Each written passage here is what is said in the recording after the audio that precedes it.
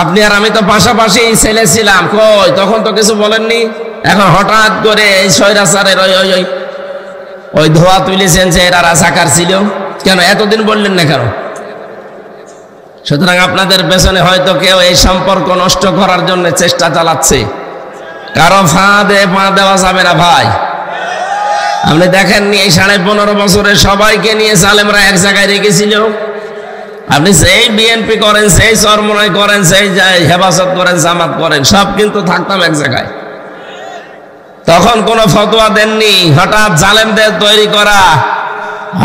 জালেমদের তৈরি করা এই উস্কানিমূলক কথাগুলো এখন মুখ দিয়ে আসছে, তার মানে বোঝা যাচ্ছে ভেতরে ভেতরে কিছু আপনারা করছেন। এগুলো যদি সত্যি আপনারা করেন আর দেশের মানুষ যদি একবার একটু টের পায়, এই স্বৈরাচারের যা হয়েছে তার চাইতে 100 গুণ বেশি খারাপ পরিণতি আপনার হবে। আমি কথাটা নরম ভাষায় বললাম কারণ আমার তো শরীর পারছে না, গলাও পারছে না এই কারণে, কিন্তু কথাটা কি নরম কথা? যারা করছেন তারা থামেন। পৃথিবীতে ওই লোকটাই সবচাইতে বড় হতভাগ্য, সবচাইতে বড় আহাম্মক, যে লোকটা মৃত্যুর পরবর্তী সময়ের জন্য কোনো প্রস্তুতি নেয় না, অথচ আন্দাজে আল্লাহর উপরে আশা করে বসে থাকে। আপনারা যে প্রস্তুতি নিয়েছিলেন, বিশেষ করে 64 জেলার ভেতরে সবচাইতে বেশি প্রস্তুতি আছে আগামী দিন মানে জান্নাতের জন্য বাংলাদেশের এই সাতক্ষীরার মানুষের। বহু পরীক্ষা দিয়েছেন আপনারা, এখনো পর্যন্ত পরীক্ষায় আছে। পরীক্ষার অবসান ঘটবে সামনে ইনশাআল্লাহ। নবীজি জানিয়েছেন, ইত্তাকি দাওয়াতাল মাজলুম ফাইন্নাহা লাইসা বাইনাহু ওয়া বাইনাল্লাহি হিজাব, রাওয়াহু মুসলিম। তোমরা মাজলুমের বরদোয়া থেকে বেঁচে থাকো। মাজলুম এবং আল্লাহর ভেতরে কোনো পর্দা থাকে না, হিজাব থাকে না। এ দোয়া করলে মন থেকে কিছু আসলেই কবুল হয়ে যায়। যতগুলো জেলা জালেমের জুলুমের দ্বারা মাজলুম হয়েছিল বাংলাদেশে 1 নম্বরের তালিকায় আছে এই সাতক্ষীরা।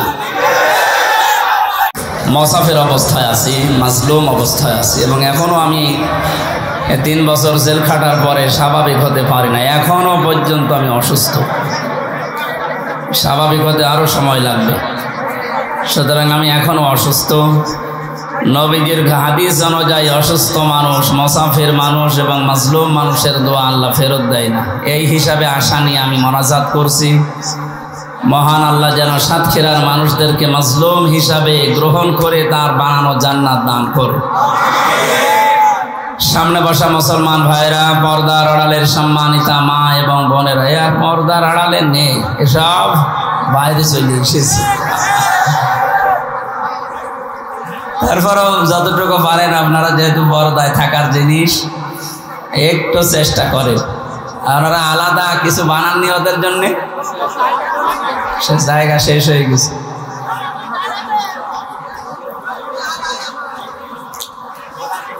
প্রশাসনের ভাইরা এখন আর বলা লাগছে না, কারণ প্রশাসন তো এখন না হলেও আমরা পারছি। কয়েকদিন আগে যে আনসার বাহিনী দিয়ে একটা বিশৃঙ্খলার চেষ্টা চালিয়েছিল কিছু জালেমেরা, জালেম যারা, এদের অন্তরে আল্লাহ মোহর মেরে দেয়। এজন্য মরণের আগে আর ভালো হয় না। এমনকি মরণের আগে যদিও চেষ্টা করেও যে ভালো হয়ে যাব, আল্লাহ ওকে আর সুযোগ দেয় না। এর এই জুলুমের কারণে ওকে আল্লাহ এমন ভাবে মরণ দেয়, পৃথিবীতে ও ইতিহাস হয়ে থাকে। ওয়ালা ইয়াহসাবান্নাল্লাযীনা কাফারু আন্নামা নুমলি লাহুম খায়রুল লিআনফুসিহিম ইন্নামা নুমলি লাহুম লিয়াজদাদু ইসমা ওয়া লাহুম আযাবুম মুহিন। কোরআনে কারীমের সূরা আলে ইমরানের ভেতরে আছে, এটা 178 নম্বর আয়াত। আল্লাহ তাআলা বলেন, ওয়ালা ইয়াহসাবান্নাল্লাযীনা কাফারু আন্নামা নুমলি লাহুম খায়রুল লিআনফুসিহিম। হে নবী, যারা কাফের, এই মানুষগুলো মনে করে আমরা ক্ষমতার চেয়ারে বসে আছি, আল্লাহ মনে হয় আমাদেরকে ভালোবেসে কল্যাণের জন্য রেখে দিয়েছে। ইন্নামা নুমলি লাহুম লিয়াজদাদু ইসমা অথচ আমি আল্লাহ ওদেরকে সমস্ত ক্ষমতা বা চেয়ার বা টাকা পয়সা অর্থ সম্পদ দিয়ে রাখি এই কারণে যেন ওদের পাপের মাত্রা পরিপূর্ণ হয়ে যায়। আমরা তো কোরআনের আয়াতের সাথে বাস্তবতা মিলিয়ে দেখছি অনেক কাফেরের জালেমের মানে পাপ পরিপূর্ণ হয়ে গেছে। কত মানুষের যে বরদোয়া তার উপরে, বাইরে এখন আমি যাচ্ছি এখন টের পাচ্ছি যে মানুষ কি পরিমাণে ঘৃণা করে এই মানুষটাকে। আল্লাহ শেষের দিকে দিয়েছেন আলাহুম আযাবুম মুহিন, এদের জন্য অপমানজনক শাস্তি আমি আল্লাহ দুনিয়া আর আখিরাতে রেডি করে রাখি। তার বাস্তব প্রমাণ এই কালামানিক ওর বেশি পর্যন্ত নাকি জনগণ উড়িয়ে ফেলেছে। আপনি টের পাচ্ছেন কত বড় অপমান, ও মনে হয় মরে যাওয়া ভালো। গত বর্ষদিন আমার মামলার হাজিরা ছিল, জজ সাহেব যতগুলো মামলা ছিল সব ঢিসমিস করে দিয়েছে, বলে এই মামলার কোনো বিচার করা যায়। আমি মনে করলাম যে প্রশ্ন করি যে স্যার আপনার হাতেই তো 3 বছর ছিল এই মামলাটা, তখন তো জামিন দিলেন না, এখন হঠাৎ করে কি এমন শক্তি আপনার ভেতরে ভর করেছে? হয়তো জিজ্ঞাসা করলে বলবে যে আমার হাত বাঁধা ছিল, এখন আমার হাত খোলা আছে। সাদাকে সাদা কালোকে কালো বলার সময় এখন, কারণ কোনো চাপ নেই। ছাত্র জনতার মাধ্যমে যে বিজয় আমরা পেয়েছি, আমরা এইরকমই একটা দেশ চাই যারা যে দায়িত্বে থাকবে যেন কোনো চাপে না থাকে। আপনারা জানেন সাবেক আইজি আব্দুল্লাহ আল মামুন এবং তার আগেরটা শহীদুল ইসলাম, দুইজনেই ধরা পড়ার পরে এখন 7 দিন আর 8 দিন করে রিমান্ডে আছে। এদের নির্দেশে নাকি এদেশের হাজারের উপরে ছাত্র ছাত্রীকে গুলি করে দুনিয়া থেকে বিদায় দেওয়া হয়েছে। রিমান্ডে এখন না আমাদের যে অবস্থা করেছিল, মাটির নিচে নিয়ে কালো কাপড় দিয়ে চোখ বেঁধে পেছনে হ্যান্ডকাপ দিয়ে ঝুলিয়ে ডান্ডা বেড়ি পায়ে দিয়ে দড়ি মাথায় টাঙিয়ে 11 ঘন্টা টাঙিয়ে রেখেছি। আমার মনে হয় এদেরকে, আমার তো বিনা কারণে, আর এদের তো কারণ আছে। আবু সাইদ, মুগ্ধ, ইয়ামিন, আবু রায়হান সহ যত মানুষ হত্যা হয়েছে এবং এই কয়েকদিন আগে এসে ভ্যানের উপরে লাশ তোলা হচ্ছিল, সেই লোকটাও ধরা পড়েছে। এদেরকে এখন আমাদেরকে যে দেখাইতো এই ডিম, এদের এই ডিম যদি একটু দেখান এমনি সব স্বীকার করবে। সুতরাং যে মানুষগুলো জালেম ছিলেন, যারা জালেমের সহযোগী ছিলেন, জেনে বুঝে আপনি আর মুসলমান নেই, আপনি কাফের হয়ে গেছেন। এটা তো আমি বানালাম নাকি? কেউ যদি জালেম হয় আর কেউ যদি জেনে শুনে জালেমের সহযোগী হয়, তাকে সহযোগিতা করে, সাহায্য করে, যারা এগুলো করবে তারা নবীর উম্মত থেকে বের হয়ে যাবে। নবীর উম্মতের ভেতরে যদি না থাকে ও কি কথা বলেন? আমি মনে করলাম জিজ্ঞাসা করে যে স্যার আপনি এতদিন তো এই কাজ করলেন না, হঠাৎ করে আমার বিচার শেষ হওয়ার পরে যেহেতু আমার সব ঢিসমিস করে দিয়েছে, আর কিচ্ছু নেই, একেবারে বেকসুর খালাস, তার মানে 3টা বছর পর্যন্ত আমাকে জেলে রাখা পুরাটা অন্যায়, আমার তো কোনো দোষ পেলেন না। কথা বলেন না কেন? যাদেরকে বিনা কারণে এভাবে বছরের পর বছর জেলে রাখা হয়, তারা যদি নির্দোষ প্রমাণ হয় বিচারের পর, যারা এ বিচার দিয়েছিল মামলার আয়ু থেকে শুরু করে টপ টু বটন প্রত্যেককে ওইভাবে জেল খাটানো দরকার। তাহলে যদি নাই বিচার প্রতিষ্ঠা হয়। ওনার যেমন হাত এখন খোলা, প্রত্যেক জায়গায় আমরা এরকম হাত খোলা পরিবেশ এবং বিভাগ চাই। কথা বলেন? কেউ যেন এই কথা বলতে পারে না হুজুর আমার কিছু করার নেই, উপরের নির্দেশ। ছাত্র জনতায় বৈষম্য দূর করার জন্য এই জীবনটা দিয়ে গেল। আমি গত কয়েকদিন আগে শহীদ আবু সাইদের কবরের কাছে গিয়েছিলাম, ওনার বাবার সাথে দেখা করি, আমার যা সামর্থ্য ছিল আমি টাকা পয়সা দিয়ে দোয়া করে এসেছি। একজন এরকম না, হাজারের উপরে এই দেশে এরকম ছাত্র ছাত্রী জীবন দিয়ে গেল। এদেরকে অনেকে শহীদ বলতে চাচ্ছেন না, আপনার কপাল খারাপ।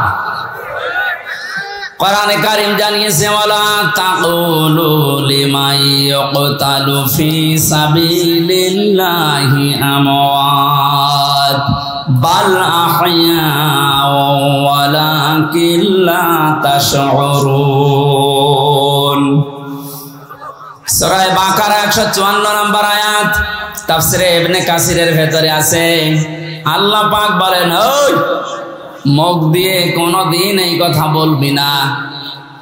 শুধু একজন নাই, তাকুলু বহু বচন দিয়েছেন। আল্লাহ বলেন কেউ এ কথা বলবি না যে যারা শাহাদত বরণ করেছে ওরা মরে গেছে। মানুষ যেহেতু মুখ দিয়ে কথা বলে, এই জন্য আল্লাহ মুখের উপরে নোটিশ দিয়েছেন এ কথা কোনদিন এই পৃথিবীতে কেউ যেন না বলে। এ নির্দেশ কার? না হামজা বানিয়েছে? আল্লাহ নির্দেশ দিচ্ছে যারা শাহাদত বরণ করে, যারা শহীদ হয়, এদেরকে মৃত বলবেন না। বাল আহইয়া, বরং তারা জীবিত। ওয়ালাকিন লা তাশউরুন, তোমরা তো টের পাও না। যশোর সাতক্ষীরাবাসী খুব খেয়াল করেন, মুখের পরে মানুষের যেহেতু আর একটা জায়গা আছে, ধারণার জায়গা। মানুষ মনে মনে ধারণা করতে পারে যে লোকটা মনে হয় মরে গেছে। এই জন্য আল্লাহ ধারণার উপরে, মনের উপর আল্লাহ নোটিশ জারি করে দিয়েছেন। ওয়ালা তাহসাবান্নাল্লাযীনা কুতিলু ফি সাবিলিল্লাহি আমওয়াতা বাল আহইয়াউন ইনদা রাব্বিহিম ইরযাকুন। সূরা আলে ইমরানের 169 নম্বর আয়াত। এটা তাফসিরে ফি জিলালিল কোরআনের তাফসিরে আছে। ব্যাখ্যা যত আছে 8-9 পৃষ্ঠা লেখা, সব বলতে গেলে সময় কভার হবে না, এজন্য আমি সামারাইজ করছি। মুখের ওপরে আল্লাহ নোটিশ দেওয়ার পরে আল্লাহ অন্তরের ওপরে নোটিশ দিয়েছেন যে ধারণাও করবি না। যারা শাহাদত বরণ করে এরা মারা গেছে, ধারণাও করা যাবে না। এ নির্দেশ কার? বাল আহইয়া, বরং তারা জীবিত। শুধু জীবিত না, ইনদা রাব্বিহিম ইরযাকুন, এরা আমি আল্লাহর কাছে রিজিক পাচ্ছে। আমরা এখানে অধিকাংশ মানুষ কথা জানি, এটা হাদিস, যে দেওয়াল চাপা পড়ে মরে গেলে ও শহীদের মর্যাদা পায়। এই কথা বলছেন না? পানিতে ডুবে মরলে শাহাদতের মর্যাদা পায়। এই যে বন্যায় 18 জনের উপরে মারা গেল, সব শহীদ, যদি ঈমান থাকে। আগুনে পুড়ে মরে গেলে শহীদের মর্যাদা পায়। পাহাড়ের উপর থেকে গড়ে যদি কেউ পড়ে মারা যায়, ও শাহাদতের মর্যাদা পায়। জালেমের জুলুমের সামনে নিজের জীবনটা দিয়ে চলে গেল, শহীদ হবে না। আপনাকে কে বলেছে? ওরকে আবার আর একবার মরে দেখানো লাগবে যে দেখেন আমি শহীদ হলাম কিনা। সুতরাং এগুলো যারা করছেন আপনি থামবেন, কোনোদিনে কথা বলবেন না। এ বিশাল বৈষম্য দূর করার জন্য নিজের জীবন পর্যন্ত যে লোকটা দিয়ে গেল, আপনি কি মনে করেন শহীদ আবু সাঈদের জীবনের কোনো মায়া নেই? আপনি যেমন নিজের জীবনকে ভালোবাসেন, ও ছেলেটাও তো এরকম ভালোই বাসতো। ওর বাবাকে আমি জিজ্ঞাসা করলাম ছেলে মেয়ে কয়টা? ছেলে বলছে 6টা। এটাই আমার ছোটবেলা থেকে প্রতিবাদী ছিল। প্রতিবাদ মানে কি? অন্যায় যেখানে প্রতিবাদ সেখানে, এর আরবি হচ্ছে জিহাদ।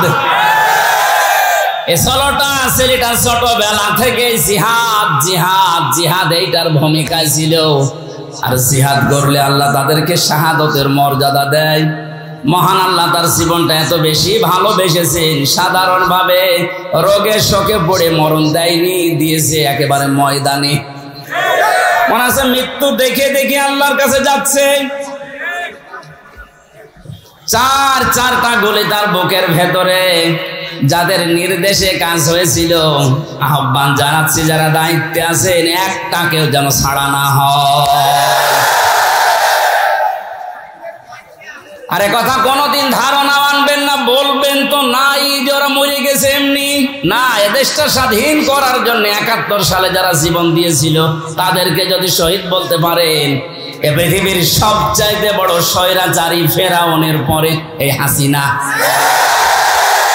এর বাস্তব প্রমাণ আয়না ঘর। আমি মাটির নিচে যতদিন ছিলাম জানি না যে দুনিয়া বলে কিছু আছে কিনা।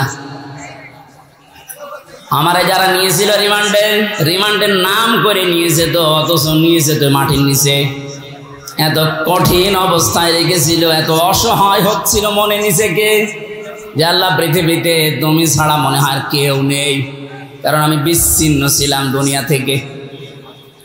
আমি তো তাও মাত্র 3 বছর, আর ব্যারিস্টার আরমান 8 বছর। আপনি কল্পনায় আনতে পারেন যে একজন মানুষকে মাটির নিচে যে ঘর এখন দেখা যাচ্ছে, এখানে 2 দিন 5 দিন 10 দিন না 8 বছর একটা মানুষ থাকলো কি করি? এটা টুরিস্ট প্লেস হিসাবে আমার মনে হয় যারা দায়িত্বে আছে অন্তর্বর্তীকালীন সরকারের, তাদের উচিত হবে এটা রেখে দেওয়া। তামাম দুনিয়ার মানুষ সেটা আসবে, দেখবে আর বুঝবে যে বাংলাদেশে একটা জালেম ছিল। এর সাথে যারা জড়িত প্রত্যেকের ওইভাবে করে শাস্তি দেওয়া দরকার। অনেকে বলছে না মাফ করে দেন না, মাফ করার কোনো বিষয় এখানে নেই। কিসের মাপ? আপনি তো ওই জায়গায় পড়েননি। তাই কোরআনে কারীম জানিয়েছে ওয়াইনা আকাবতুম ফাআকিবু বিমিসলি মা উকিবতুম বি। তোমার উপর যতটুকু অত্যাচার করা হয় তুমি যদি প্রতিশোধ হিসাবে অতটুকু নাও তবে কোনো দোষ নেই। আমি নিরপরাধ, এরপরও যা করেছে যেহেতু নিরপরাধ আমি প্রমাণ হয়ে গেছি গত পরশুদিন। কথা বলেন না কেন? গত পরশুদিন আমি তো প্রমাণ হয়ে গেছি যে আমার কোনো দোষ নেই। এই জন্য তো আদালত বেকসুর খালাস দিয়েছে। তাহলে যারা এর সাথে জড়িত টট্টপটন, আমার কিন্তু কোনো সাধারণ মানুষ মামলার বাদী ছিল না, মামলার বাদী ছিল হাসিনা। ও জেনে শুনে কাজ করেছে। আমার মতো 1 জন 2 জন না, হাজার হাজার আলেম আমার সাথে জেলখানায় সারা বাংলাদেশে। আমি গণনা পেয়েছিলাম আমার সাথে প্রায় 120 জনের উপরে ছিল, সারা দেশে মিলে কয়েক হাজার। জানা শোনার পরে যারা ভুল করে অবশ্যই তারা অপরাধী, আর অপরাধীর শাস্তি হবে মাস্ট বি। এখানে অপরাধগুলোর সাথে যারা জড়িত আছেন, আমি নিজেরটা যেহেতু ভুক্তভোগী আমারটা বলছি, আমি তো নিরপরাধ প্রমাণ হয়েছে দেশের আদালতে। সুতরাং যারা জড়িত আমার মামলার আইওয়াই মিজান থেকে শুরু করে প্রত্যেকের আমি এইরকম 3 বছর জেল চাই। এমনকি আমারে ধরার পরে আমার বাবার কাছ থেকে ওরা বিনা কারণে বলেছে 10 লাখ টাকা দেন, নয়তো 50টা মামলা দেব। বাবা আমার গ্রাম্য মানুষ, ভয়তে 8 লাখ দিয়ে দিয়েছে। আমি গতকালকে আমার মামলার আইরে কল দিয়েছিলাম। আগে ওরে আমি স্যার বলতাম, আর কাইন্ডকে দেখছি কান্না কাটি করে বলছে স্যার কি করা লাগবে বলেন। কি করা লাগবে মানে আমার 8 লাখ টাকা ফেরত দে। কারণ এখন তো আমার কোনো দড়ি নেই, সব শেষ। শুধু আমার মামলা না, এদেশে যত মানুষকে বিনা কারণে আজ বন্দি ঘরে, আয়না ঘরে, জেলখানায় আটক রাখা হয়েছে, এদের সাথে যারা জড়িত কিছুই তো প্রমাণ করতে আপনি পারবেন না।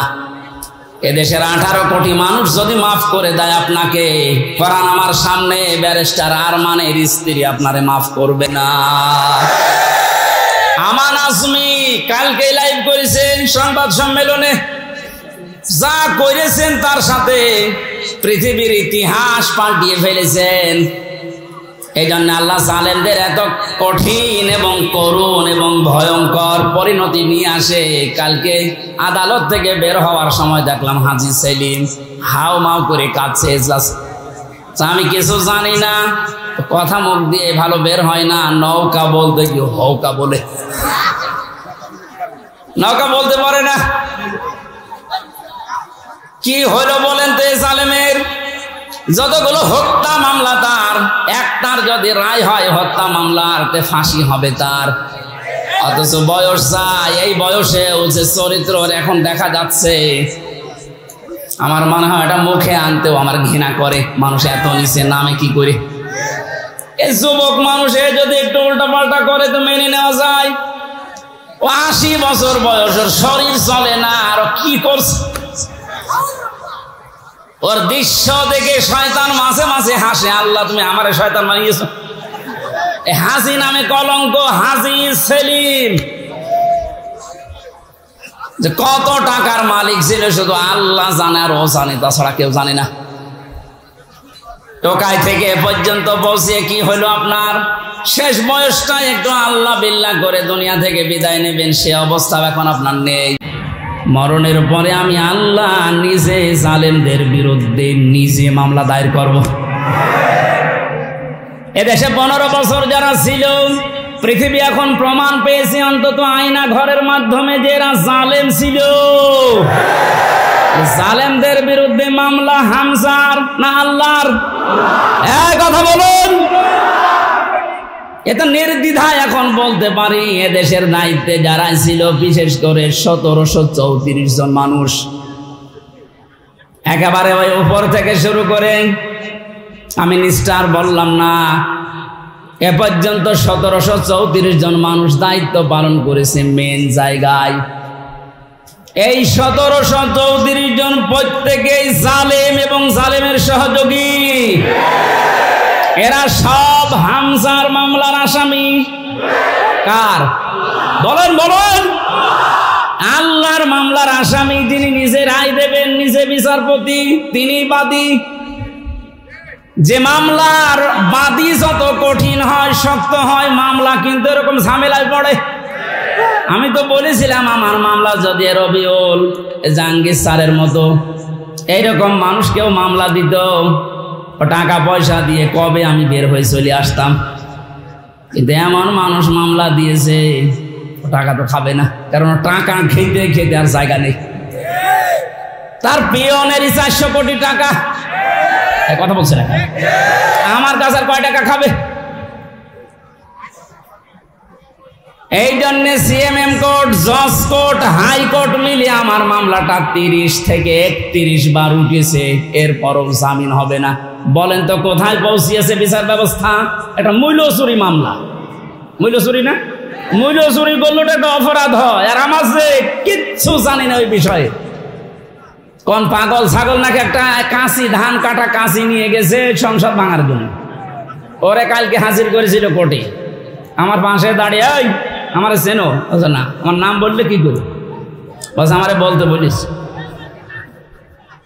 জজ সাহেব যে হাসছিল কালকে পরশুদিন, একেবারে খালাস দিয়েছে এমনি না। বলছে আমি কি দেখে বিচার করবো মামলার? কোনো মাল ম্যাটারেস নেই, যা সব শেষ করে দিলাম, মামলা বলতে আর কিচ্ছু নেই। অথচ কয়েকদিন আগে সিঙ্গাপুর গিয়েছিলাম, এদেশের জালেম যারা ওই দেশে এখন আশ্রয় নিয়েছে, ওরা ওই দেশের মন্ত্রণালয়ের কাছে, পররাষ্ট্র মন্ত্রণালয়ে যারা দায়িত্বে আছে ওদের কাছে নালিশ দিয়েছে হামজার নামে, যে ওর মামলা আছে বাংলাদেশে আর ওই এই দেশে আছে। কথা বললো কি করি, শয়তানি করার জায়গায় দেশে আর পাচ্ছে না, এখন বাইরে শয়তানি করছে।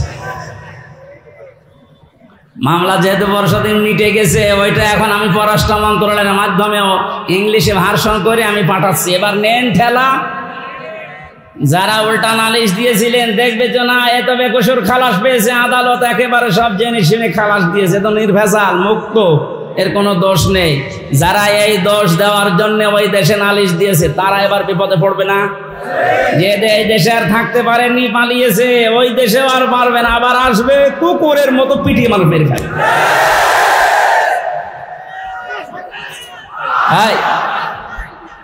ঠিক আছে ভাই।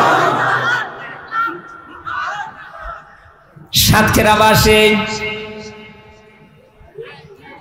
এই জন্য মজলুমের দোয়া, বরদোয়া থেকে আমাদের বেঁচে থাকা দরকার। জালেমদের পরিণতি এত কঠিন এবং ভয়ঙ্কর, আল্লাহ নিজে যেহেতু মামলা দিচ্ছেন, যারা জালিম, এই জালিমদের পক্ষে থাকলে, সাহায্য করলে, সহযোগিতা করলে যেহেতু ঈমান নষ্ট হয়ে যায়, নবীর উম্মত থেকে বের হয়ে যায়। এখনো পর্যন্ত যারা এই জালেমদের পক্ষে সমর্থন জানাচ্ছেন, স্ট্যাটাস দিচ্ছেন, ভিডিও কলে কথা বলছে আপা ভয় পাবেন না, আপনি ভয় পালে আমরা ঘাবড়িয়ে যাই। কত বড় শয়তান!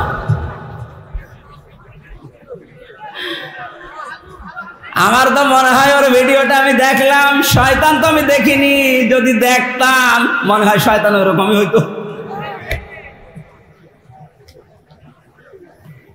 এখনো পর্যন্ত যদি জালেমের কেউ সাপোর্ট করেন, এখানে কেউ থাকেন, আপনি তাওবা করেন নাই তো আপনিও বেঈমান হয়ে মরবেন। সুতরাং জালেম রাজা ভেবেছিল যে আমরা এই ক্ষমতা পেয়েছি, মনে হয় আল্লাহ আমারে দয়া করে দিয়েছে। আমারে যখন প্রথম সে 11 সালে 10 সালে গ্রেফতার করে, আমি সুদের বিরুদ্ধে কথা বলেছিলাম, তাই মসজিদ থেকে ধরে নিয়ে গেল যে উনি শিবির করে, শিবিরের ক্যাডার, রক কেটে বেড়ায়। আমার ওসি সাহেব নিয়ে গেল, প্রথমে যে আয়াতটা ধরছে যে কুলিল্লাহুম্মা মালিকাল মুলকি তুতিল মুলকা মান তাশা ওয়া তানজিউল মুলকা মিম্মান তাশা ইলা আখিরি আয়াত। উনি টেবিলের নিচে এভাবে খাতা রেখে বাংলায় লিখে নিয়েছে, আমারে সামনে বসিয়ে বলছে, হুজুর এই আয়াতটার বাংলা বলেন তো। ঠিক আছে বলছি। আল্লাহ পাক বলেন, যাকে ইচ্ছা আমি ক্ষমতা দেই, যাকে ইচ্ছা ক্ষমতা থেকে নামিয়ে দেই। এতটুকু বলার পরে বলছো, হুজুর দাঁড়ান, যা বললেন এটা ঠিক আছে? হ্যাঁ, এটাই তো কোরআনের অর্থ। হাসিনাকে আল্লাহ ক্ষমতায় বসিয়ে রেখেছে, এটা আল্লাহ রেখেছে, আপনারা ঝামেলা করেন কেন? কোথায় টান দিয়েছে দেখেছে, কত বড় মুফাসসির। অথচ সূরা আলে ইমরানের 178 নম্বর আয়াতটা গত কয়েকদিন আগে আমি তাফসীর সহ পড়তে গিয়ে দেখি ওই ওসির কথার পুরা উল্টা। আল্লাহ বলেন, কাফের জালেম এদেরকে আমি ক্ষমতার চেয়ারে বসিয়ে রাখি যেন ওদের পাপের মার তা পরিপূর্ণ হয়ে যায়। পাপ যখন একেবারে পরিপূর্ণ হয়ে যায়, তখন আর ভালো হওয়ার নিয়ত থাকলে ওরে আমি আর সুযোগ দেই না, যেমন ফেরাউনকে দেইনি। তখন আমি কি করি? ওদের জন্য যন্ত্রণাদায়ক এবং অপমানজনক একটা শাস্তির ব্যবস্থা করি। আমার মনে হচ্ছে পৃথিবীতে আল্লাহ যদি কিছু নাও দেখায়, ইনুর সাথে যা দেখালো আমার জীবন ধন্য হয়ে গেছে। এই শয়তান আমার এমপি থাকাকালীন কুষ্টিয়ায় ঢুকতে দিত না, তো শিবির করে ও ঢুকতে পারবে না। এই যে হানিফ, আমার চাচা, নিজের চাচা, আমার দাওয়াত দিয়েছে খাওয়ার জন্যে, যদিও সে আওয়ামী লীগের চেয়ারম্যান। আমি খাবার খেতে গেছি, উপর থেকে ওরে কল দিয়েছে, হামসাকে কেন আনলেন? বলো আমার ভাইয়ের ছেলে ভাতিজা, ওরে ডাক দেবো না? না, আওয়ামী লীগ করলে কোনো শিবির জামাতের লোককে বাড়িতে খাওয়ানো যাবে না। আপনি কোথায় পৌঁছিয়েছিলেন?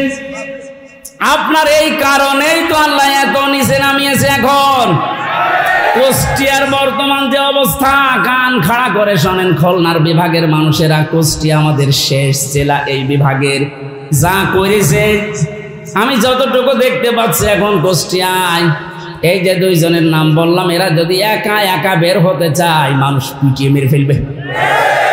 পুলিশ নিয়ে বের হয়েছিল আদালতে, তাও মানুষ ডিম নিয়েছে, লাঠি দিয়েছে। আর একা একা থাকলে মানিকের মতো বিসি কেটে নেবে।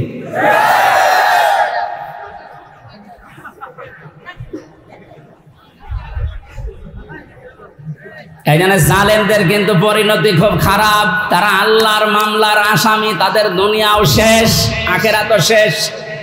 এক কথা বলেন না কেন? দুনিয়া শেষ কেন? আল্লাহু লা ইয়াহদিল কওমাজ জালিমিন, জালেমদেরকে আল্লাহ পথ দেখাচ্ছে না, দেখাবেও না। ইয়াহদি এটা মোজারে, বর্তমান, ভবিষ্যৎ, প্রেজেন্ট, ফিউচার। কোন জালেমকে আল্লাহ হেদায়েত দিচ্ছে না, দেবে না।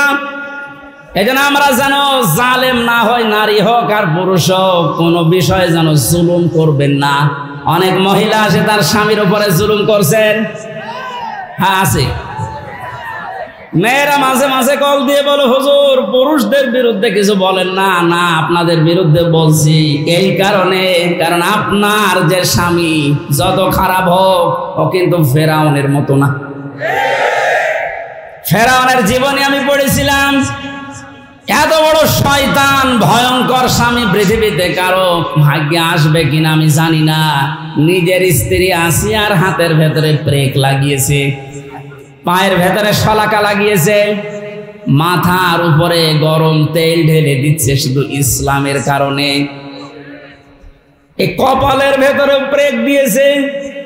এ কঠিন অবস্থায় যখন এই শাস্তি চলছিল, আল্লাহ জিবরাইলকে পাঠিয়ে দিলেন, জান্নাতটা মেলে ধরো। হযরত জিবরাইল এসে যখন জান্নাত দেখালেন, হযরতে আসিয়া ডাক দিয়ে বলেছিলেন, মাবুদ তুমি আমার জন্য জান্নাত পাঠিয়েছো, আমি জান্নাত চাই না, আমি চাই তুমি যেখানে থাকো ওই জায়গায় একটা ঘর আমার জন্য বানিয়ে দাও, যেন সব সময় তোমাকে দেখা যায়।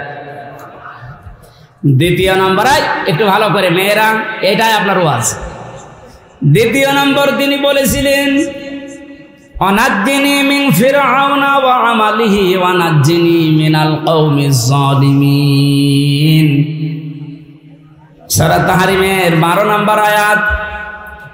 হযরতে আসিয়া বলেছিলেন, মাবুদ আমার স্বামী আমার উপর যে অত্যাচার জুলুম করছে, লোকজন দিয়ে নিজেও দেখতেছে, তুমি এই জুলুম অত্যাচার থেকে আমাকে বাঁচাও, কিন্তু আমার স্বামীর উপরে তুমি গজব দিও না। ও বাংলার মা বোনেরা, আমি আপনাদেরকে ভালোবাসি, কারণ যে 4টা কারণ না মানলে মেয়েরা জাহান্নামে যাবে, তার 3 নম্বরে এটা। স্বামী যাদের আছে, এই মানুষগুলোকে যারা জায়েজ পন্থায় খুশি করতে পারে না, ওই মেয়ে লোক নামাজ রোজা হজ যাকাত করলো জাহান্নামী। অনেকে এটা হয়তো বোঝেন না, বা বোঝার পরেও না জেনে না বুঝে ভুল করছেন। আপনাকে আমি থামার জন্য বলছি, এই পৃথিবীতে সবচাইতে বড় মেহমান আপনার জন্য আপনার স্বামী। আমি যে উদাহরণ দিলাম যে এই মহিলার মতো এত বড় ভয়ঙ্কর স্বামী দুনিয়ায় কারণে যশোর, খুলনা, বাগেরহাট, এ সাতক্ষীরা তো নেই। না না, এত বড় খারাপ স্বামী আছে কার? আছে মানে আপনি কি এরকম নাকি?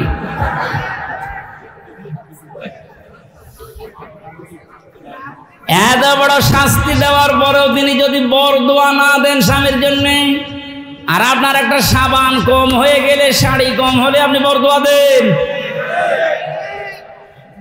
স্বামীর বাড়িতে এসে যে কষ্ট স্বীকার করছেন, মনে করবেন আমার সাদগা দেওয়ার সওয়াব হচ্ছে প্রতিনিয়ত।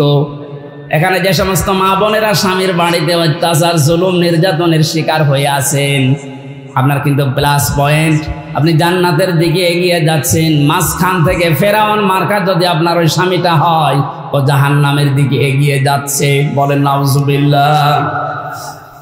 এই জন্য আমার স্ত্রীর দ্বারা যেন স্বামী জুলুমের শিকার না হয়, স্বামীর দ্বারা কোনো স্ত্রী যেন জুলুমের শিকার না হয়।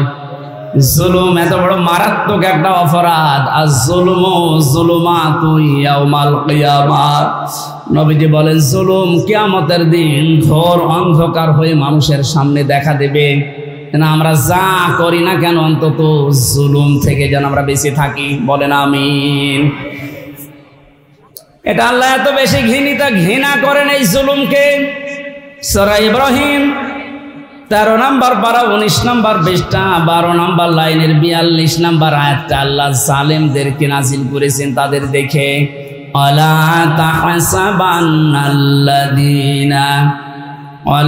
তাহসাবান্নাল্লাহা গাফিলান আম্মা ইয়ামালুজ জালিমুন। রাব্বুল আলামিন বলেন, নবী আপনি কি মনে করেন যে জালেমদের সম্পর্কে আমি কোনো খোঁজ খবর রাখি না? আমি সব চাইতে বেশি খোঁজ রাখি জালেমদের কাজের উপরে। এই জন্য জালেম বিদায় নিয়েছেন। কিয়ামত পর্যন্ত এই দেশের এই চেয়ারে যেন কোনো জালেম বসতে না পারে, সে ব্যবস্থা আমাদের এখনই করা লাগবে। আমার কথার অর্থ যদি না বুঝে থাকেন, ঝড়ে কোদাল নিয়ে আসেন। কথা বুঝতেছেন? পৃথিবীতে কোনো জালেম যেন আর চেয়ারে আসতে না পারে, সে ব্যবস্থা আমাদের এখনই, ওই পথগুলো বন্ধ করা লাগবে। কারণ জালেম যদি আবার আসেও কিন্তু আরো ভয়ঙ্কর হবে। দরুদ আর সালাম পাঠ করে আমার আজকের আলোচনার বিষয় হচ্ছে হাসরের ময়দানে 5 ধরনের মানুষ শুধু কাঁদবে। আমি কোরআনে কারীম থেকে সূরা শুআরার 102 নম্বর একটা মাত্র আয়াত পড়ছি। আল্লাহ রাব্বুল আলামিন এই আয়াতে আমাদেরকে আফসোসের কথা জানিয়েছেন। রব্বুল আলামিন বলেন, ফালাউ আন্না লানা কাররাতান ফানাকুনা মিনাল মুমিনিন। কিয়ামতের ওই কঠিন ময়দানে যখন বিচার আচার শুরু হবে, মানুষ বলবে, আল্লাহ একটু সময় যদি আমাকে দিতে, যদি কিছু সময়ের জন্যও দুনিয়ায় যেতে পারতাম, এই কাররাতান মানে মাররাতান ওয়াহিদা মানে একবার, একটা বারের জন্য যদি একটু সুযোগ দিতেন, শুধু যেতাম আর ভালো হয়ে যেতাম। মিনাল মুমিনিন, আমি বিশ্বাসী মুমিন হয়ে তারপরে তোমার কাছে আসতাম। আল্লাহ পাক বলেন না, আজকের এই ময়দানে যত ধরনের যত শ্রেণীর মানুষ এই ময়দানে বসে আছে, দাঁড়িয়ে আছে বিচারের জন্যে, 5 প্রকার মানুষের ভেতরে শুধু কাঁদতেই থাকবে, কাঁদতেই থাকবে। এখন মিলিয়ে দেখেন তো এই 5 প্রকারের ভেতরে আপনি আছেন কিনা। 1 নম্বরে কোরআনে কারীম নাম দিয়েছে তাদের যারা কাফের। কারা কাফের? দেশে নেই। কোন মানুষ যদি কাফেরকে কাফের না বলে, কাফের ধারণা না করে, সেও কাফের। এক কথা বুঝতেছেন? আপনি কাফেরকে কাফের মনে করেন না, ধারণাও করেন না, মনে করেন না আমার মতোও মুমিন, আপনিও কাফের হয়ে যাবেন। কোরআনে কারীম কাফের কাদেরকে জানিয়েছে, ইন্নাল্লাযীনা কাফারু বিআয়াতিনা। কাফেরের যতগুলো সংজ্ঞা আছে, 1 নম্বরে আল্লাহর কোরআনের আয়াতকে যারা মিথ্যা মনে করে এরা হচ্ছে কাফের। এদেশে এরকম মানুষ নেই? আরো জোরে বলেন। আজকে 4 তারিখ, 1 মাস আগে মাত্র এতগুলো মানুষ এক জায়গায় কোরআনের কথা শুনবে। 96% মুসলমানের দেশে 14 জায়গায় পারমিশন নেওয়ার পরেও অনুমতি মিলত না। কথা বলেন না কেন? আমির হামজা কুষ্টিয়া থেকে আসবে ওর বাবার কথা বলার জন্যে, ওর দাদার কথা বলার জন্যে। আপনিও জানতেন যে ও কোরআনের তাফসীর করে, ও তাফসীর করার জন্য আসবে। এই যে জানা শোনার পরে শুধু আন্দাজে একটা এক লাগিয়ে যে জামাত ইসলাম করে, ও শিবির করে, এই ধোয়া তুলে আপনি বন্ধ করে দিতেন, আপনি কাফের। কারণ এই কাজটা করে দুনিয়ায় কাফেরেরা। এই কাজটা যে কাফেররা করে আমি বানালাম। বলেন বলেন। সূরা হামিম সিজদা 26 নম্বর আয়াত, وقال الذين كفروا لا تسمعوا لهذا القرآن والغوا فيه لعلكم تغلبون। রব্বুল আলামিন বলেন, কাফেররা সিদ্ধান্ত নিয়েছিল 1500 বছর আগে, সব চলতে দাও দুনিয়াতে, কোরআন যেন না চলে। 15 বছর এইটাই সিদ্ধান্ত চলছিল যে সব চলতে দাও, 12 মাসে 13 পূজা না 14 পূজা হোক, অসুবিধা নেই। কোন অনুষ্ঠানে বাধা দিয়েছেন আপনি বলেন? না, শুধু একটা অনুষ্ঠানে বাধা ছিল, কোরআনের। বলেন বলেন। এ কাজ কাদের? কাফেরদের। কাদের? সুতরাং 15 বছরে যারা আলেমদের কাছ থেকে মাইক কেড়ে নিয়েছেন, আপনি কাফের। আপনার জন্য জানাজার দরকার নেই, কবরে দেওয়ার দরকার নেই। আপনি এমনিতেও জাহান্নামে যাবেন, অমনিতেও জাহান্নামে যাবেন, আপনাকে পুড়িয়ে ফেলা দরকার। কথাটা একটু কড়া হয়ে গেল নাকি? কিচ্ছু কড়া হয়নি। এই 15 বছর বহু জ্বালাতন করেছেন। বাংলাদেশের 64 জেলার প্রায় 36টার উপরে জেলায় আমাকে কোরআনের কথা বলতে দেয়নি, তার ভেতরে সাতক্ষীরা একটা। কথা বলেন না কেন? বহুবার এসে এসে সেই কুষ্টিয়া থেকে এখান থেকে আবার ফেরত দিয়েছে রাত 10টায়, 9টায়, 11টায়। যান, হবে না। কেন? কোনো দোষ নেই। কোরআনের কথা বলতে যারা বাধা দেয়, আল্লাহ বললেন এরা কাফের, আর আপনি কাফের মনে করেন না, আপনিও কাফের। আর কিয়ামতে সবচেয়ে বেশি কাঁদবে কারা? এরকম কাফের যদি সাতক্ষীরায় থাকেন, মুসলমান হন। আমি পরশুদিন একটা মুসলমান বানিয়েছি গাইবান্ধায়। না, ও আসলে হিন্দু। যারা বাধা দেয় কোরআনে, এরা হিন্দুর চাইতেও খারাপ। ডক্টর মোহাম্মদ ইউনূস লোকটাকে চাই মনে করেন। অনেকে লাফাচ্ছে যে ওর কি, আপনি কি বোঝেন?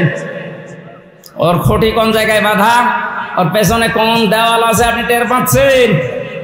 বিভিন্ন ইস্যু তৈরি করে মাঠে ময়দানে নামেন, আর বাড়ি ঘেরাও করবো, বাড়ি ঘেরাও করবো। আরে ভাই, ইউনূস কি আপনি এখনো টের পাননি?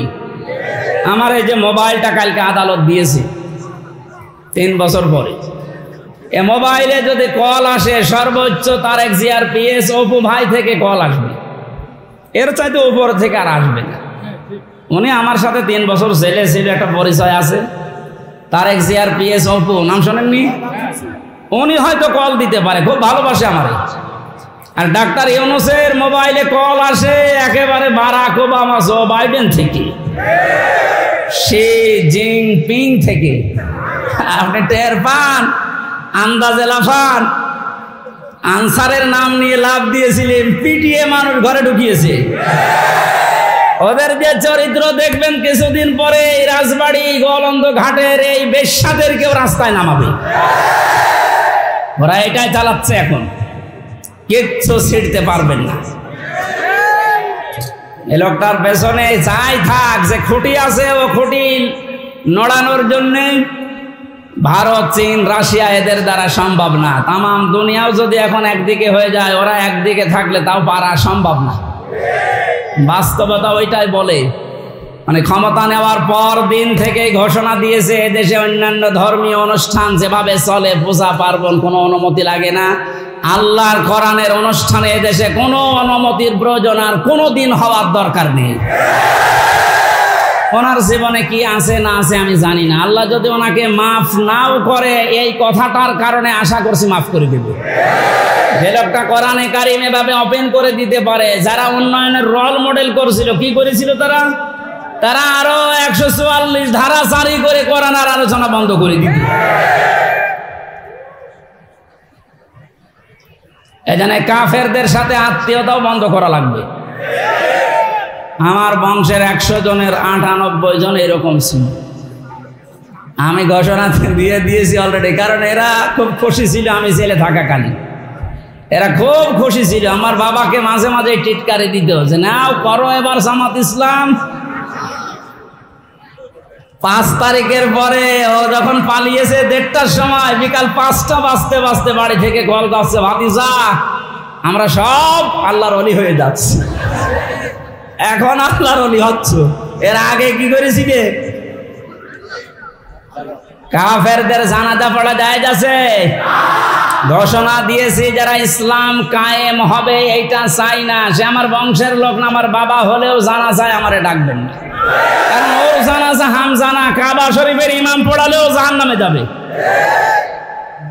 মানে কাফের যারা, এক কথাই বলছি, ইসলামের কোন বিধানকে জানার পরে যারা গোপন করে রাখে, এরাও এক প্রকার ডিজিটাল কাফের।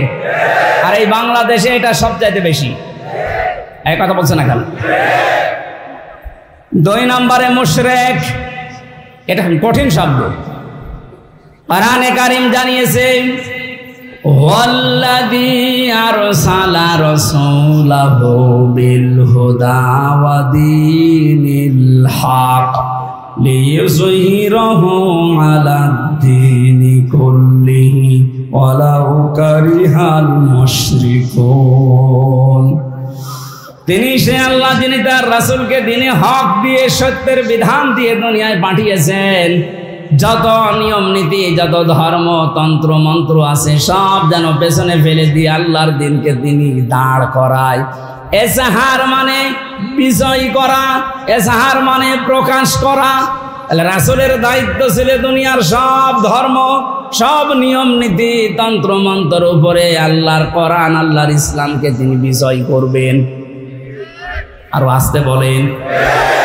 এই কাজ করতে গেলে সবচাইতে বেশি নারাজ হবে, মন খারাপ হবে মুশরিকদের। এটা যে বাস্তব, এই 15 বছর দেখেছেন। ওরা শেষ পর্যন্ত আর না পেরে কোরআন যেন দেশে কায়েম না হয়, এজন্য নিষিদ্ধ করেছিল 1 তারিখে। আল্লাহ পুরা উল্টিয়ে 4 তারিখ আসতে আসতে পুরা পাল্টিয়ে দিয়েছে। বাংলাদেশে কোরআন কায়েম হওয়ার বিপক্ষে সবচাইতে বেশি মুশরিকরা। মুশরিক এই দেশে বেশি নেই, না না, এটা নেই বলেই তো প্রতিবেশী যারা, ওরা এই দেশকে যেন মুশরিক বানানো যায় এজন্য বহু কায়দায় ষড়যন্ত্র করছিল। মাদ্রাসায় ইসলাম শিক্ষা পড়াচ্ছে হিন্দু। আপনি চিন্তা করেছেন কোথায় নেমেছে? জাতিকে একটা মুশরিক জাতি বানানোর জন্য পাকাপোক্ত নিয়ম চালু করে দিয়েছিল। এভাবে যদি 10টা বছর চলতো, এ পুরা বাংলাদেশ পাল্টিয়ে আমরা মুসলমান শুধু নামে থাকতাম, কামে মুশরিক হয়ে যেতাম। জাতিকে শিরিক করানোর জন্য কত পায়তারা, কত প্রকল্প হাতে নিয়েছে। মোড়ে মোড়ে মূর্তির নামে, ভাস্কর্যের নামে, এই কথা বলছে না কেন? এটা যে শিরিক সেটার প্রমাণ পেয়েছে। 5 তারিখে আসরের আগেই সব শেষ। আমার কুষ্টিয়ায় যেটা ছিল বিকাল 5টা পর্যন্ত, এই 1:30টার পর থেকে ভাঙ আরম্ভ হয়েছে। 5টা পর্যন্ত শুধু ভাঙতে সময় গেছে। শয়তানি এত শক্ত ছিল, এত টাকা খরচ করে বানিয়েছে। কি করলেন আপনি? শুধু কুষ্টিয়া না, কোটি কোটি টাকা খরচ করে সারা দেশে যেভাবে শিরিক চালু করেছিলেন, এদেশের মানুষের আর কিছু না থাক, অন্তত যাদের অল্প ঈমানও আছে এদেরকে দিয়ে আপনি শিরিক করাতে পারবেন না। এই জন্য মাত্র 3-4 ঘন্টার ব্যবধানে পুরা দেশ থেকে শিরিকের যত শিকড় ছিল সব মূলোৎপাটন করে ফেলেছে। কথা বলেন ঠিক কিনা? আমরা শিরিক করে আল্লাহর কাছে কিয়ামতের ময়দানে অজরে কাঁদতে চাই না। আমরা আল্লাহ আমাদেরকে বাঁচিয়ে দিয়েছে। আল্লাহ যেহেতু বাঁচিয়েই দিয়েছে, ভবিষ্যতে কেউ যেন আমাদেরকে শিরিক করাতে না পারে সজাগ থাকা লাগবে। কোন দরকার নেই মাথার উপরে কারো ছবি রাখা, ওখানে আল্লাহু আকবার লিখে রাখেন, আয়াতুল কুরসি লিখে রাখেন, শয়তান আসবে না। যদি কাউকে আপনি উপরে রাখেন, এটা কোরআনের পুরা খেলাফ। অকালিমাতুল্লাহি হিয়াল উলিয়া আল্লাহু আজিজুন হাকীম। আল্লাহ পাক বলেন উপরে থাকবে আমার কালেমা। কোন কারণে মরা মানুষের ছবি টাঙানো লাগবে ওখানে? এটা প্রকাশ্য একটা শিরিক। এটা কি? এই মুশরিকরা সবচাইতে বেশি কাঁদবে। একটা রাষ্ট্র কত বড় দুর্নীতিগ্রস্ত হলে জাতীয় মসজিদের ইমাম পর্যন্ত পালিয়ে যায়। ছোটখাটো মসজিদের ইমাম যারা জালেমদের সহযোগী তারা তো পালিয়েছে। সর্বোচ্চ মসজিদ বাইতুল মুকাররমের খতিব পর্যন্ত পালিয়েছে। দোষ না থাকলে, ভয় না থাকলেও পালাবে কি করতে? কোথায় পৌঁছিয়েছিল? আল্লাহ আমাদেরকে হাতে ধরে বাঁচিয়েছে। 3 নম্বরে আল্লাহর দরবারে কাঁদবে সবচাইতে বেশি মুশরিক, মুনাফিক। 4 নম্বরে বেদাতি। ইসলামের নাম বলে ইসলামের ভেতরে প্রবেশ করিয়ে ইসলাম বলে চালিয়ে দেয়। এটা বাংলাদেশে খুব বেশি ছিল। এই ব্রাহ্মণবাড়িয়া, কুমিল্লা এলাকায় এখন সবগুলো মাথা নিচু হয়ে গেছে। ইংলিশ বাংলা, জাঙ্গি হুজুর নাম শোনেননি? প্রকাশ্য বেদাত চালু করেছিল। কবরের পাশে যে বলতো, হে খাজা, ও আল্লাহর ওলি, আপনার কাছে পরীক্ষার্থীরা এসেছে, একটু দোয়া করে দিন। আরে কবরে যারা থাকে ওরা সব চাইতে বড় অসহায়, সে কি করে দোয়া করবে? সুতরাং এই বেদাত যারা চালু করেছিলেন, এই শিরিক, তাদেরকে এখন জাতির শিক্ষা দেওয়া দরকার। নয়তো সময় যদি একটু নরম হয়ে যায়, ওই বেদাতিগুলো কিন্তু আবার মাথা ছাড়া দিয়ে উঠবে। 5 নম্বরে সবচেয়ে বেশি কান্নাকাটি করবে হারামখোর, যেটা এখন কাঁদতেছে। আমি কয়েকদিন আগে বাইরের কয়েকটা রাষ্ট্র ঘুরে আসলাম, মালয়েশিয়া, সিঙ্গাপুর দিয়ে, দেখেছি যে হারামখোর যারা, তাদের সম্পদ কি পরিমাণ। বেগম পাড়া বানিয়েছে। ভ্যান চালিয়ে যদি উপায় করা লাগতো, কিয়ামতের আগে বেগম পাড়া বানাতে পারতো না।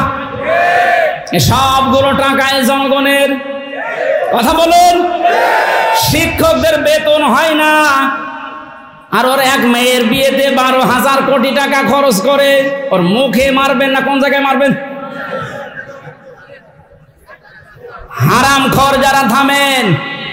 কি করবেন? হারাম উপায় করে হাসি সেলিমের দিকে তাকান, দরবেশের দিকে তাকান। টাকা কম ছিল ওর, কিন্তু সব টাকা এই দরবেশের। হারাম, হারাম এবং হারাম। কিচ্ছু নিয়ে যেতে পারবেন না হারাম পাইকারি যারা। যেহেতু বর্ডার এলাকার মানুষ আপনারা, এই এলাকায় তো আর হারাম নেই। এই পাশের মাল ওই পাশে দেয়, ওই পাশের মাল এই পাশে নিয়ে আসে। এটা চুয়াডাঙ্গার দর্শনার্থীদের দায়িত্বে ছিল এমপি টগর। ওর ভাই বাবু এই কাজে জড়িত ছিল। এখান থেকে স্বর্ণ পাচার করে প্রতিবেশীকে দিয়ে দিত, আর প্রতিবেশী থেকে নিয়ে আসতো ডাল, তাও মসুরের ডাল না, ফ্যান্সি ডিল। জনগণ শাস্তিও দিয়েছে এরকম। অবৈধ ইনকাম করে যা বানিয়েছিল সব আল্লাহর রাস্তায় পুড়িয়ে দিয়েছে। এখান থেকে একটু শিক্ষা নিতে পারেন না? এত বড় বড় হারামখোর, এদেরকে যদি আল্লাহ এরকম অপমান করতে পারে, আপনি আর আমি কিচ্ছু না। কার জন্য হারাম কাজ করবেন, কার জন্য হারাম উপায় করবেন? ফামান সুহজিহা আনিন নার ওয়া উদখিলাল জান্নাতা ফাকাদ ফাজ। আল্লাহ পাক বলেন, এই পৃথিবীর ময়দানে আসল হার জিত না, আসল হার জিতের জায়গা হচ্ছে ময়দানে মাহশার, আখিরাতের ময়দান। এখানে আমি আল্লাহ যাকে জাহান্নাম থেকে মুক্ত করে জান্নাত বলে ঘোষণা দেব, এই লোকটার জীবন সফল। এই চিন্তাধারা যাদের ছিল তাদের সাথে কয়েকজনকে পেয়েছিলাম জেলখানায়। তার এক নম্বরে আমার দৃষ্টিতে ভালো মনে হয়েছে ডাক্তার শফিকুর রহমান, জামাত ইসলামের শ্রদ্ধাভাজন আমিরকে। মুরব্বী মানুষ, এর যে ইবাদত, এর যে ঈমান, এর যে তাওয়াক্কুল, আল্লাহর প্রতি ভরসা কোন পর্যায়ের এ মাথায় ধরবে না। একটা সেজদায় 45 মিনিট, 1 ঘন্টা, 1.5 ঘন্টা, 2 ঘন্টা একটা সেজদায় কাটিয়ে দিবে, 65 বছর বয়স। অথচ আমার মতো 32 বছর যুবক মানুষ 12 রাকাত নামাজ পড়তে মাত্র 1 ঘন্টা লাগে। তাও তো হাফেজ। উনি হাফেজ না, শুধু কয়েকটা সূরা তেলাওয়াত করে সেজদা দিত। এক সেজদায় 1-1.5 ঘন্টা, 2 ঘন্টায় পড়ে অজরে কাঁদতো। মাঝে মাঝে বলতো, হামজা, আল্লাহ আমাকে যদি মাফ করে দেয়, এইটাই আমার জীবনের আসল সফলতা। তারা ইখলাস দেখে আজ দলে দলে পালে পালে মানুষ ইসলামের দিকে ঝুঁকতেছে। এক কথা বলে না কেন? কোরআনে কারীম জানিয়েছে, ওয়ারাইতান নাসা ইয়াদখুলুনা ফি দীনিল্লাহি আফওয়াজা। হে নবী, আপনি দেখতে পাবেন দলে দলে পালে পালে মানুষ ইসলামে প্রবেশ করছে। সেই দৃশ্য যেহেতু আমরা বাংলাদেশে এখন দেখতে পাচ্ছি। আগস্টের 5 তারিখের আগের জরিপ পেয়েছিলাম, এদেশে ইসলাম কায়েম হোক, এটা চাইতো 100 জনের মাত্র 20 জন। এই যে এখন আজকে 4 তারিখ, কালকে জরিপ পেয়েছি, এই দেশে এখন 100 জনের 35 জন মানুষ চাচ্ছে যে ইসলাম কায়েম হোক। আর কিছুদিন যেতে দিন, এভাবে যদি 51 ভাগ মানুষ চায় যে দেশে ইসলাম কায়েম হোক, তখন আর কেউ বাধা দিয়ে আটকাতে পারবে না। এটা আমরা দেখতে চাই কিনা? এই চুপ করেন।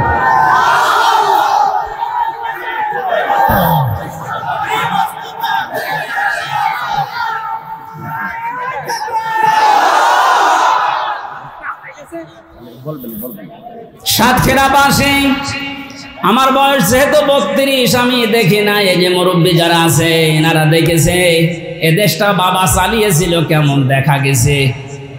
কথা বলছে না কেন? বাবার সময় অনেকে দুর্ভিক্ষে পড়েছিল না? কথা বলে না কেন? স্বামী চালিয়েছিল, শহীদ প্রেসিডেন্ট জিয়াউর রহমান, তাও আমরা দেখেছি না? আমি দেখি না, ওনারা দেখেছি। চাচা চালিয়েছে, সকালে এক কথা বলতো, বিকাল আর এক কথা। যেভাবে হোক অন্তত 9 বছর আমি দেখি না, কারণ আমার 92 সালে জন্ম। বউ চালিয়েছে, যেভাবে হোক। ভাবিও চালিয়েছে। এখন শুধু দেখতে বাকি আছে, কোরআন দিয়ে সংসদ চললে কেমন দেখা যায়। এইটা দিয়ে দেশ চললে কি শান্তি, আপনি এখনো দেখেননি, বোঝেননি। এটা এবার বোঝার সিস্টেম আসতেছে। আল্লাহর কাছে মোসাফের অবস্থায় হাজারো মানুষ নিয়ে দোয়া করছে, আল্লাহ জীবনে কিছুই যদি তোমার ভালো না লাগে, আজকের এই দৃশ্য দেখে অন্তত এটা কবুল করো যে কোরআন দিয়ে দেশ চলছে, এটা যেন আমরা দেখে মরতে পারি। আকাঙ্ক্ষা আছে কাদের? দেখি লিল্লাহি তাকবীর।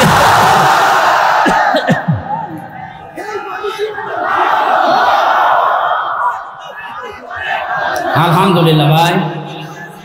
এই হাত শুধু সামিয়ানার নিচে নাকি বাইরে যাবে? হ্যাঁ, অনেক মুনাফিক আছে আন্দাজে হাত তোলে, জায়গা মতো যে উল্টিয়ে যায়। আমরা চাই যে আসুক যেন এইটা দিয়ে সংসদ চালায়। আল্লাহ এই দৃশ্য দেখে মরার তৌফিক দিন, আমিন। 5 প্রকার মানুষের যে কান্নার কথা শুনলেন, এক প্রকারের ভেতরও থাকবেন না। যে প্রকার মানুষের কোনো কান্না নেই তারা হচ্ছে মুত্তাকি। আল্লাহ আমাদেরকে মুত্তাকি হওয়ার জন্য যে 9টা গুণ আছে, আজকের এই মাহফিলের খরচ বাদ দিয়ে বাকি যে টাকাগুলো বেঁচে যাবে, ওই টাকাগুলো সব বানভাসী মানুষের জন্য ওনারা পাঠাবে। আল্লাহ যেন এটা কবুল করেন।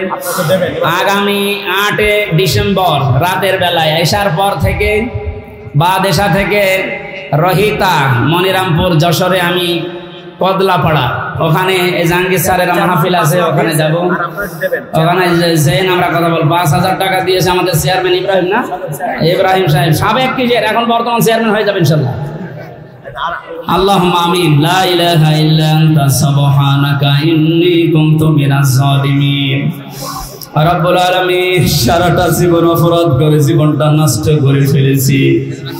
হাত উঠায় কথা বলবো ভয় করে, লজ্জা করে। আমাদের অপরাধের দিকে তাকিও না, রহমতের দিকে তাকাও। জিন্দেগির গুনাহগুলো মাফ করে দাও।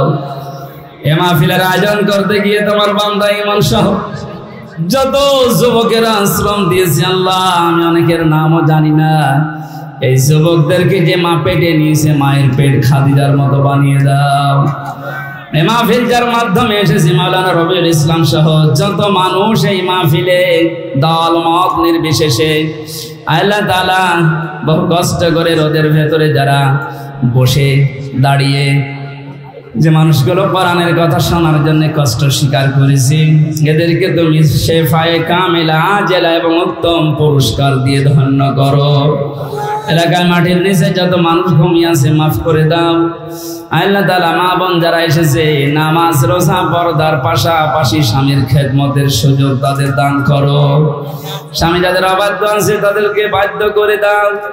অনেক মানুষের স্বামী অত্যাচারী আছে, আল্লাহ স্বামীগুলোকে হযরতে আলীর মতো বানিয়ে দাও। জাহাঙ্গীর স্যার তার মায়ের জন্য দোয়া চেয়েছে, আল্লাহ মায়ের কবর জান্নাতুল ফেরদাউস বানাও। তুমি যখন মুক্ত জীবনে আমাদেরকে ফিরিয়ে দিয়েছো, মুক্ত ভাবে কথা বলার পরিবেশ দিয়েছো, আল্লাহ আমার কণ্ঠটাও তুমি ছেড়ে দাও। কোরআনের সহজ সরল কথাগুলো হেদায়েতের নিয়তে যেন বলতে পারি, মানতে পারি, তৌফিক দাও। আগামীর বাংলাদেশ তুমি কোরআনের হাতে দয়া করে তুলে দাও। চর্ম চোখে আমরা দেখতে চাই যে তোমার কালাম দিয়ে দেশটা চলছে। বারাকাল্লাহু লানা ওয়া লাকুম ফিল কোরআনিল আযীম। মরণ আসলে যেন বলতে পারি লা ইলাহা ইল্লাল্লাহু মুহাম্মাদুর রাসূলুল্লাহ। খ্যাতনামা ইসলামিক স্কলারদের বক্তব্য শুনতে আমাদের সঙ্গেই থাকুন। নিয়মিত আপডেট পেতে সাবস্ক্রাইব করে বেল বাটনে প্রেস করুন। Rosni 24. Enjoy the Holy Quran.